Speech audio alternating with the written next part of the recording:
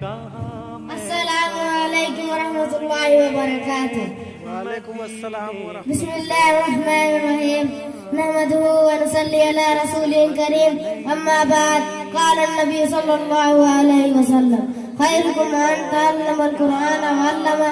اس کا ترجمہ یہ ہے کہ تم میں سب سے بہتر شخص وہ ہے جو قرآن کو سیکھے اور دوسروں کو سکھائے. سامعین کرام، قرآن کریم دنیا کی مقدس ترین کتاب ہے جسے اللہ تعالیٰ نے اپنے آخری پیغمبر پر نازل فرمایا. قرآن کریم سے پہلے دنیا کی جو حالت تھی وہ ناقابل بیان ہے، لیکن یہ قرآن پاک کا معاوضہ تھا کہ اس کے آتے ہی دنیا میں انقلاب آ گیا.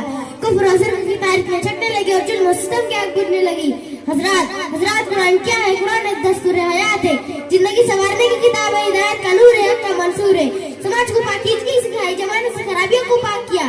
قرآن آیا تو ڈاکہ ڈالنے والے ربا رکھائے، قاتل جان کا محافظ بن گیا، ظالم دل بن گیا، بزدل مت والے بن گئے.